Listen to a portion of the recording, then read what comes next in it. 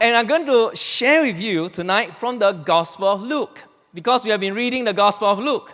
So I'm going to look into the Gospel of Luke and help us understand some important lessons on discipleship that will prepare us to become a servant of God. Now, as you look into the Gospel of Luke, you find that it has three main sections, which recorded the journey of Jesus' earthly ministry. You find that his ministry began in Galilee, where Jesus called and established the 12 disciples. And after he called them, established them, he sent them on a journey. The journey from Galilee to Jerusalem. And it is in that journey where they go from town to town, from city to city, preaching the kingdom and healing the sick. And finally, they come to their destination in Jerusalem, which recorded the final days of Jesus' earthly ministry. Now, it was in Jerusalem that Jesus addressed the 12 as apostles. It was there where Jesus called them apostles, and from that point onward, he no longer called them disciples. Because something changed along the journey. Something changed on the journey that transformed the disciples into apostles. One who now carries and represents the likeness of the King.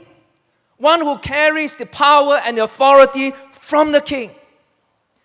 And there is a very important truth over here, is that the journey is more important than the destination. It is in the journey that makes who you are. It is in the journey that brings transformation into your life and into my life. And during the journey from Galilee to Jerusalem, you find that Jesus would live life together with the disciples, doing ministry together, eating together. He would bear his heart to the disciples. And you find that on the road from Galilee to Jerusalem, Luke recorded 4 times, 4 meals, where Jesus would have fellowship with the disciples. And you find that discipleship very often happens in this kind of circumstances, very natural circumstances, where we eat together. That is why you got to spend time, make time for your cell group, make time for fellowship. It is in these meals where you find that Jesus would teach the disciples. In fact, these 4 meals, in each meal is a life lesson, a lesson on life and ministry that prepares the disciples to become servants of God, that make them who they were. And you find that one of these 4 meals happened in the house of Martha. And today, I want to explore this first one, the first of these 4 meals on the journey that happened at Martha's house. So let's go to Luke chapter 10, verse 38 to verse 40. Verse 38. Now, it happened as they went that he entered a certain village, and a certain woman named Martha welcomed him into her house. And she had a sister called Mary, who also sat at Jesus' feet and heard his word. But Martha was distracted with much serving. And she approached him and said, Lord, do you not care that my sister has left me to serve alone? Therefore, tell her to help me. And Jesus answered and said to her, Martha, Martha, you are worried and troubled about many things. But one thing is needed, and Mary has chosen that good part which will not be taken away from her. Now, this is a familiar story, and I hope that it's familiar to you recently because you have read your Gospel of Luke, right? If you're not done so, catch up. Now, very often when we read this story, our focus was on Mary. We want to be a Mary. We do not want to be a Martha. We do not want, and as a result, we don't pay much attention on the character of Martha. But I want you to see this evening that Martha is actually the principal character in this story. She is the 女主角, and Mary is the supporting actress. Now notice, in this story, Martha was first to be named. Martha was the one who welcomed Jesus. Where was Mary? Don't know. But Martha was the one who welcomed Jesus. She was the one who approached Jesus. She was the one who spoke to Jesus. And it was to Martha whom Jesus answered, whom Jesus called her name twice. Martha, Martha. So can you see this entire story focuses on the character of Martha? Turn to your neighbor, tell your neighbor, it is Martha. Now look at Martha. So what did Martha do? Martha had a solution. Now her solution is this. In verse 40, her solution is this. She told the Lord, she said, therefore tell Mary, tell her to help me. And that is what happened to us very often. Like Martha, we want to tell the Lord what to do now. Right? See, God, if only I was born in another country. If only you make a mistake, you are trying to tell the Lord what to do now. Right? If only my boss have eyes to see. He's blind, right? Oh. You start telling the Lord what to do. And often, when we face too many challenges in life, you know what? We end up like that. We either push away our responsibilities on someone else, or we decide to throw in the towel and we quit. 卖走了. You pack your bag, you leave. Enough. That's it. Take for example, I hear people say this. Say, Pastor, you know what? I need a break from ministry. I need a break from cell group. I need a break from church. I'm too busy. I'm overwhelmed. I'm hard-pressed on every side. Everyone wants my time. Everyone wants my life. My kids, my dog, my wife, even God also wants my time. God, don't you care? Don't you care? Right? Now you find that many would say, Pastor, you know what? Give me a break, 1 year. 1 year break from church, and after that, I will come back. I promise, Sompa, cross my heart, I will come back. But very often, I see this trend, that those who decide to take on this path, they never come back. Never come back. Because relinquishing your responsibility is not the solution. The solution is not quitting. The solution is not taking away the responsibilities that is on your shoulder. See, look at how Jesus responded to Martha. You see, Jesus did not answer Martha's question, nor fulfill her request to ask Mary to help her. Look at verse 41. Jesus answered and said to her, Martha, Martha, you are worried and troubled about many things. Friends, the problem is not about many things. The problem is not about much serving. The problem is about worried and troubled. Everybody say worried and troubled. It's when you are worried and you're troubled about many things. You see, let me tell you the fact of life. The fact of life is this. If you are a faithful person, more will be added to you. I say it one more time. The truth is, if you are faithful, more will be added to you. The responsibilities will increase, will not decrease. Because you are faithful.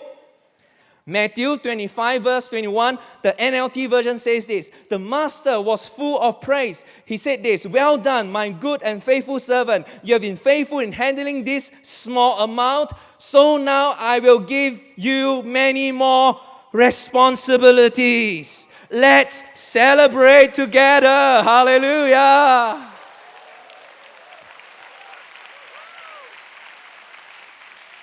You see, many times when we are busy, when you feel you're overwhelmed, the first thing we want to do is want to relinquish your responsibilities. No! The reason why you're busy is because you're faithful. Isn't it true? Isn't it true? If you are an employer and let's say you have 5 employees, but only one of the 5 is a faithful, responsible, and accountable one.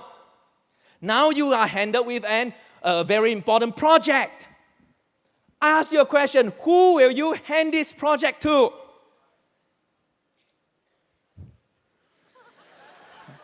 Of course, the one who is faithful, responsible, and accountable, right?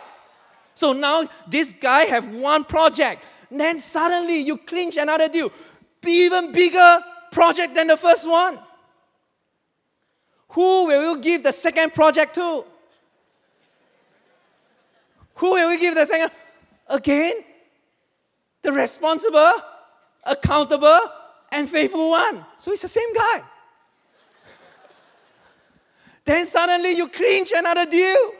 Oh, this one you cannot mess up because this one will make or break your company. Guess who will you hand over this project to? The faithful, responsible, and accountable one. It's the same guy again. Guess what? Because he has been faithful in the small things, more will be added to him. Hallelujah.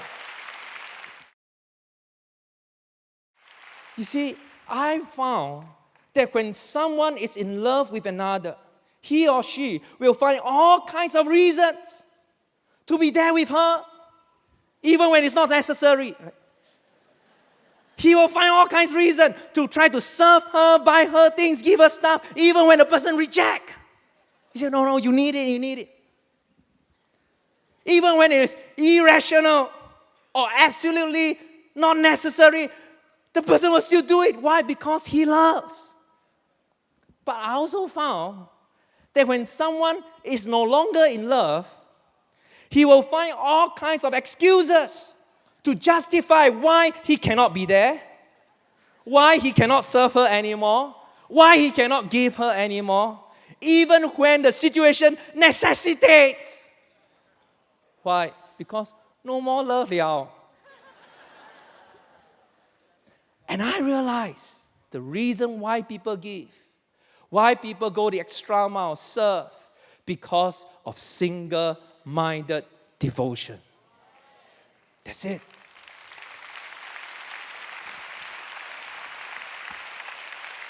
Without this love relationship, without this single-minded devotion to Jesus, friends, you know what? All of us here, everything we do doesn't make sense. All our singing doesn't make sense. All our sacrifices doesn't make sense. Our giving doesn't make sense. But because of a single-minded devotion to Jesus, we serve. Even at the expense of self. We serve with joy. We are happy. We celebrate. Even when there's a lot of things to do, we hallelujah. Why? Because we love. We serve because we love. Let's give the Lord a big hand clap, shall we? Hallelujah. So what am I trying to tell you? Or what is Luke chapter 10 trying to tell us?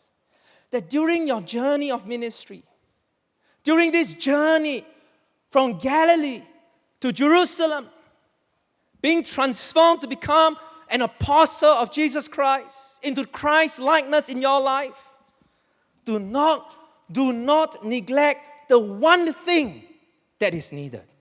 And that one thing that is needed is single-minded devotion to Jesus. Without that one thing, everything else does not make sense anymore. So in my business, I often have to come back to this one thing so that everything we do, everything I do makes sense. It's my relationship and devotion to Jesus Christ. And I pray that City Harvest Church, I know that God will prosper us. Now, sometimes we think this. Hopefully, in a few years' time, sometimes in staff discussion, we always say this. Hopefully, in a few years' time, we become less busy. Yeah, this often we talk. But do you know that secretly in my heart, as I study the Bible, I realize that this may not be true unless we are unfaithful. But if we are faithful, there is only one path, is that more will be added to you.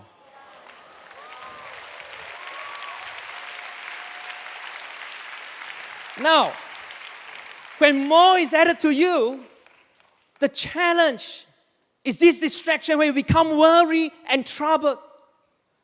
But why don't City Harvest, right at the threshold of our 28th anniversary celebration, let us decide, come what may, whether small or big, whether little or much, it doesn't matter, because our devotion to Jesus will still be the same, single-minded devotion. And if you can decide on this, everything else makes sense.